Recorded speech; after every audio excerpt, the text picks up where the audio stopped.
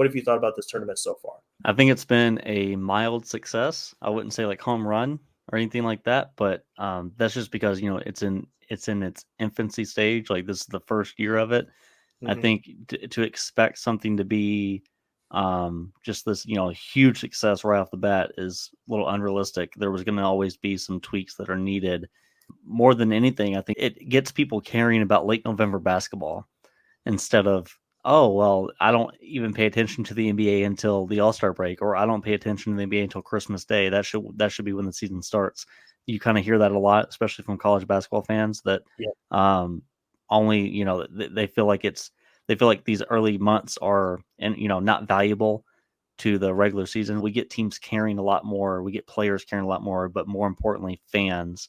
exactly. I mean, it's not going to sustain or survive past this year if there's no interest on the fan side. Straight up, just how many people were tuning in, and more specifically, how many people tuned in relative to a similar time period last year when there was no in-season tournament. NBA Communications posted this, I believe, earlier today. The numbers reflect basically what you said, Shane. You're not going to see anything drastic like it's double the engagement or double the views or anything like that compared to last year, but you will see some increases. Local TV, the average audience for group play was about 20% up from last November's average. So attendance was the highest average attendance on record for November.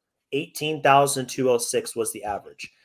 Very impressive stuff. So, like you said, November is not typically a time of the year where you're going to have the Yeah. most engagement. So it's a little bit of a lower bar, but still, if it's the best November in history, I mean, you're doing something right with this tournament. Me, what is the downside? I've yet to hear one single reputable piece of criticism that's like, you know, explain why we shouldn't do this. Right.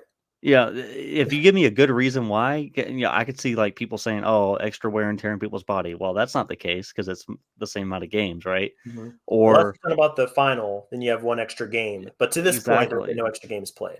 So I don't really see the downside. I mean, if you want to get nitpicky, it is that it kind of incentivizes coaches to overplay their stars in games that they otherwise wouldn't because of the point differential. Mm-hmm. I don't know if you have any takes on that. I understand that case. You don't want Tatum playing 48 minutes in a Yeah, game that he for doesn't sure. need to Of play. course. But at the end of the day, once December or whatever, 8th or ninth is over with, like that won't be the case anymore. Like Yeah. I think these guys can suck it up for 2 weeks, right? Yeah. So 2 weeks. It's a few games. It's yeah, not like it's going to create that much more wear and tear on your body.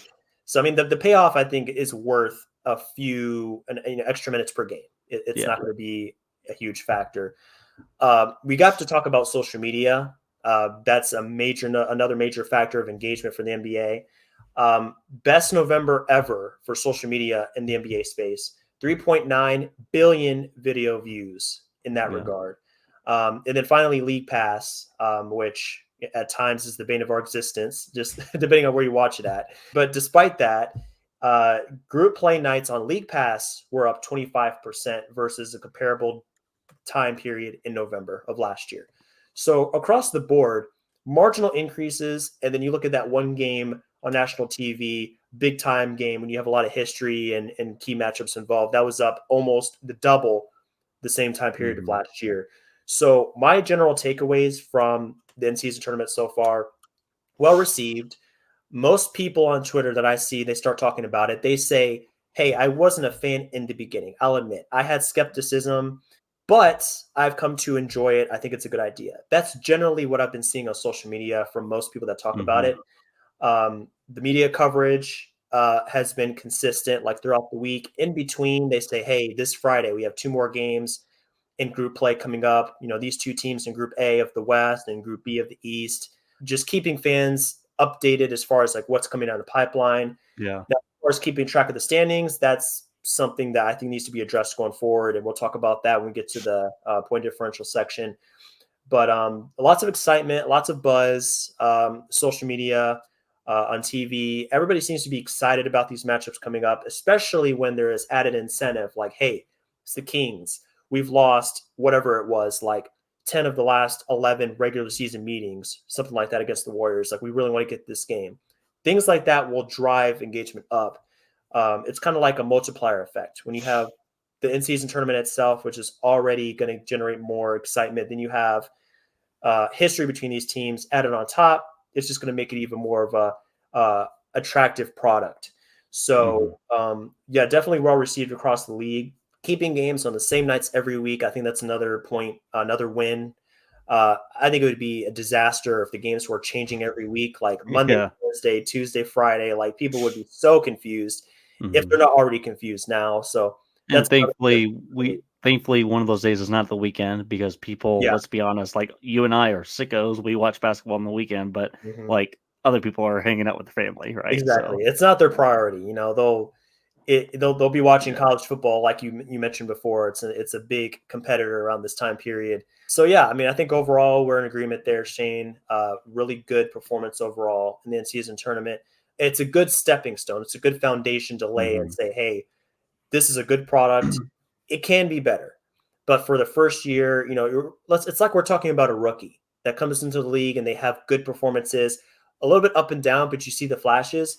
That's basically what you want to see from a first year guy. He Hmm. understands the general schemes of the league. He's getting better. He's showing flash. He's showing potential. From there, second, third, fourth, that's where we really want to see the big jumps. But I think that's going to come in time once people start to understand like this time of the year is going to be the in-season tournament. We come to expect it. We know what's going to be happening. It's going to be even better going forward.